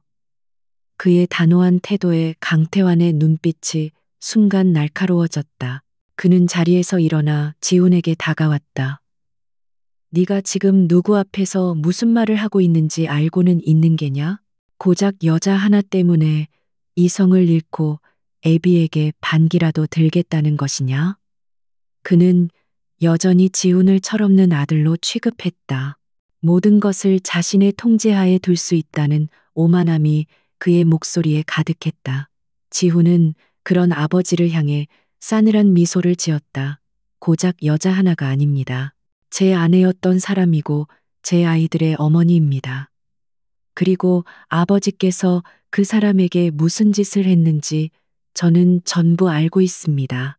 강태환의 얼굴이 순간 굳어졌지만 이내 태연한 표정으로 돌아왔다. 헛소리, 네가 뭘 안다는 게냐. 나는 그저 그룹의 미래를 위해 최선의 결정을 내렸을 뿐이다. 그는 자신의 행동을 합리화하며 조금의 죄책감도 보이지 않았다. 지훈은 더 이상 그와 말을 섞을 필요가 없다고 판단했다. 그는 품속에서 녹음기를 꺼내 재생 버튼을 눌렀다. 이은주의 떨리는 목소리가 서재의 무거운 침묵을 갈랐다. 그녀의 고백은 5년 전 그날의 진실을, 강태환의 잔인한 음모를 하나하나 남김없이 폭로하고 있었다. 녹음이 재생되는 동안 강태환의 얼굴에서 핏기가 사라져갔다. 평생을 지켜온 냉정한 포커 페이스에 처음으로 균열이 생기기 시작했다. 그는 이은주라는 작은 변수가 자신의 완벽한 계획을 무너뜨릴 것이라고는 상상조차 하지 못했던 것이다. 녹음이 끝나자 그는 이성을 잃고 지훈에게 달려들어 녹음기를 빼앗으려 했다. 이따위 것으로 나를 협박하려는 게냐. 당장 내놓지 못. 하지만 지훈은 그의 손을 가볍게 뿌리쳤다. 두 사람의 힘의 균형은 이미 역전되어 있었다. 협박이 아닙니다. 이것은 진실입니다. 지훈의 목소리는 서재 전체를 울릴 만큼 단호했다. 아버지는 어떻게 그런 끔찍한 짓을 저지를 수 있습니까? 단지 가문이 보잘것없다는 이유로 한 사람의 인생을 망가뜨리고 제게서 아내와 아이들을 빼앗아갈 수 있느냐는 말입니다. 그의 외침은 분노인 동시에 절규였다. 그는 처음으로 아버지라는 거대한 벽을 향해 자신의 모든 감정을 쏟아내고 있었다. 궁지에 몰린 강태환은 마침내 자신의 본색을 드러냈다. 그래, 내가 했다.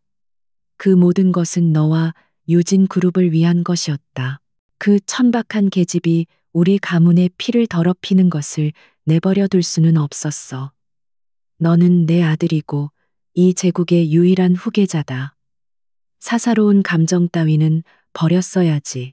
오히려 내게 감사해야 할 것 아니냐. 그의 목소리에는 후회나 반성은 조금도 없었다. 오직 자신의 행동에 대한 확신과 그것을 이해하지 못하는 아들에 대한 실망감만이 가득했다. 그 순간 지훈의 마음속에 남아있던 아버지에 대한 마지막 존경심마저 산산조각 났다. 그는 허탈한 웃음을 터뜨렸다. 제국이라. 아버지가 평생을 바쳐 쌓아 올린 것이 고작 이런 괴물 같은 것이었습니까? 사람을 부품처럼 여기고 목적을 위해서라면 가족의 행복마저 아무렇지 않게 짓밟는 그런 제국이라면 저는 필요 없습니다. 그는 단호하게 선언했다. 저는 더 이상 아버지의 아들로 살지 않겠습니다. 유진 그룹의 후계자 자리도 버리겠습니다. 그의 선언은 강태환에게 사형 선고나 다름없었다. 평생을 바쳐 이룩한 모든 것을 부정당한 그의 얼굴이 절망과 분노로 일그러졌다. 네가 감히 나를 배신해? 지훈은 그런 아버지를 차갑게 내려다보며 마지막 말을 남겼다. 배신한 것은 아버님입니다. 저를, 서연 씨를, 그리고 세상에 태어난 당신의 손주들을 배신했습니다. 저는 아버지가 저지른 죄에 대한 대가를 치르게 할 겁니다. 법의 심판대 위에서 그리고 온 세상 사람들 앞에서 그는 더 이상 아무런 미련도 없다는 듯 돌아섰다. 서재를 나서는 그의 발걸음은 무거웠지만 동시에 기묘한 해방감이 느껴졌다. 그는 더 이상 강태환의 아들이자 유진 그룹의 후계자가 아니었다. 그는 이제 오직 두 아이의 아버지, 강지훈일 뿐이었다. 그는 이제 가장 중요한 사람에게 이 모든 진실을 전하러 가야만 했다. 강태환의 서재를 뒤로하고 나온 강지훈은 자신이 평생을 살아온 거대한 저택이 한순간에 낯선 공간처럼 느껴지는 것을 깨달았다. 모든 것이 그대로였지만 그 공간을 지배하던 거짓된 권위와 위선이 벗겨진 지금 그에게는 텅 비고 차가운 박물관에 불과했다. 그는 더 이상 이곳에 속한 사람이 아니었다. 그는 자신의 과거와 아버지라는 이름의 거대한 족쇄로부터 마침내 해방되었다. 하지만 그 해방감의 이면에는 자신이 짊어져야 할 무거운 책임감과 속죄의 무게가 그림자처럼 따라붙었다. 그는 이제 자신의 화려한 펜트하우스가 아닌 윤서연과 아이들이 있는 안전가옥으로 향했다. 그곳이 이제 그가 돌아가야 할 유일한 장소였다. 그가 도착했을 때 집안은 고요했다. 아이들은 이미 잠자리에 든 후였다. 서연은 거실 소파에 앉아 작은 스탠드 불빛에 의지해 무언가를 읽고 있었다. 그의 갑작스러운 등장에 그녀는 놀란 듯했지만 이내 그의 얼굴에 드리워진 심상치 않은 기색을 읽고 경계심을 늦추지 않은 채 물었다. 무슨 일이죠? 이 시간에 그녀의 목소리는 여전히 날카로운 경계를 품고 있었다. 지훈은 아무 말 없이 그녀의 맞은편에 앉았다. 그리고 오랫동안 망설인 끝에 어렵게 입을 열었다. 그는 녹음기를 꺼내 들려주는 대신 자신의 목소리로, 자신의 언어로 모든 것을 고백하기로 결심했다. 그것이 그가 그녀 앞에서 해야 할 최소한의 예의였다. 모든 걸 알아냈습니다. 그의 목소리는 낮고 무겁게 가라앉아 있었다. 그는 5년 전 그날 자신이 아버지에게서 조작된 진단서를 건네받았던 순간부터 시작했다.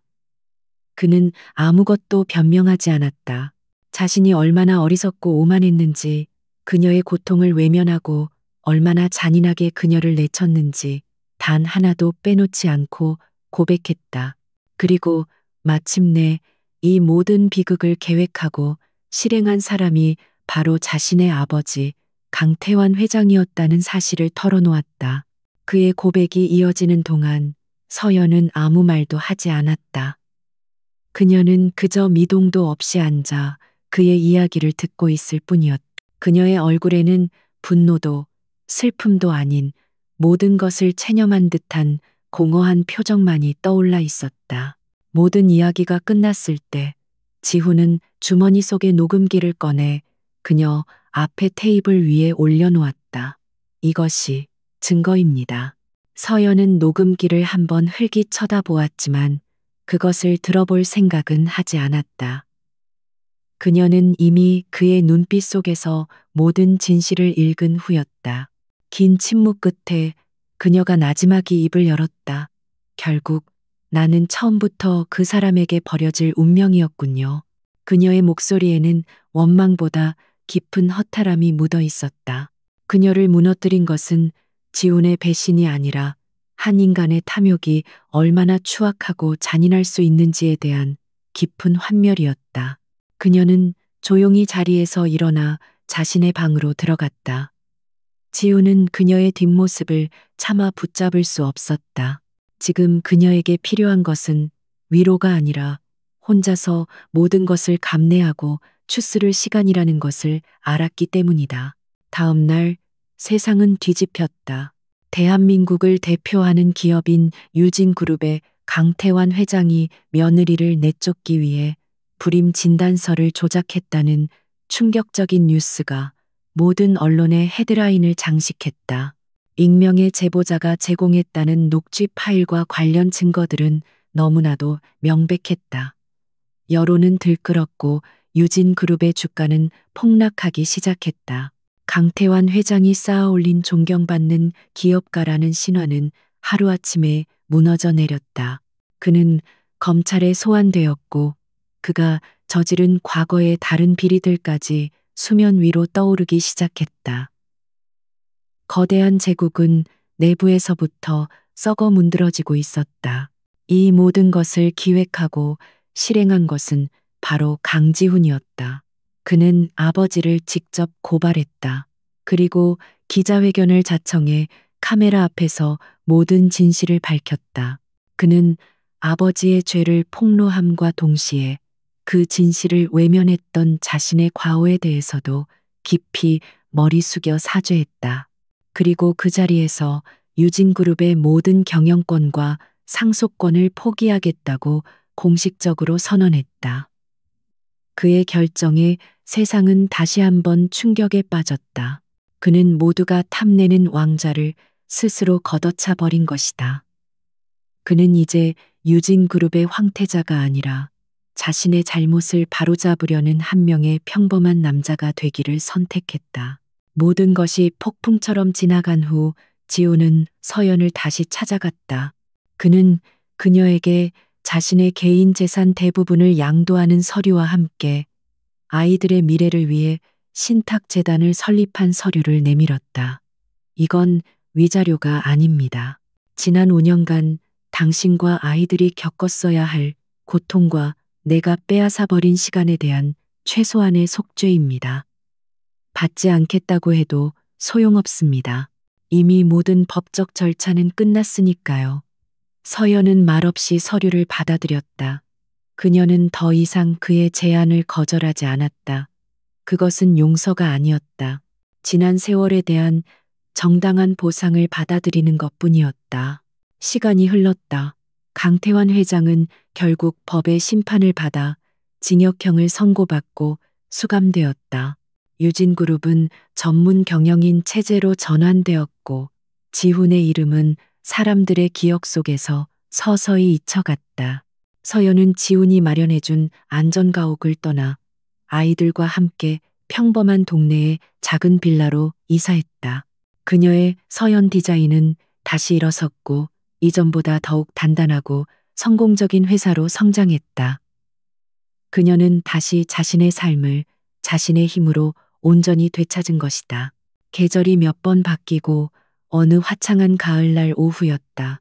서연은 유치원을 마친 아이들의 손을 잡고 동네 공원을 산책하고 있었다. 아이들은 낙엽을 밟으며 즐겁게 뛰어놀았다. 그 모습을 흐뭇하게 바라보던 서연의 시선 끝에 공원 벤치에 홀로 앉아 있는 한 남자의 모습이 들어왔다. 강지훈이었다. 그는 예전처럼 값비싼 수트를 입고 있지 않았다. 평범한 면바지에 스웨터를 입은 그의 모습은 어딘가 수척해 보였지만 그 눈빛만은 이상하리만큼 평온해 보였다. 그는 그저 멀리서 아이들의 웃음소리를 듣는 것만으로도 행복하다는 듯 희미한 미소를 짓고 있었다. 바로 그때 아들 민준이가 그를 발견하고는 잠시 멈칫했다. 그리고는 엄마의 눈치를 살피더니 조심스럽게 그를 향해 손을 흔들었다. 지훈의 얼굴에 놀라움과 감격이 스쳐 지나갔다. 그는 떨리는 손을 들어 아이에게 답례를 해주었다. 그 모습을 본 서연은 더 이상 그를 외면하지 않았다. 그녀는 지훈을 향해 작게 고개를 끄덕여 보였다. 그것은 용서의 신호는 아니었다.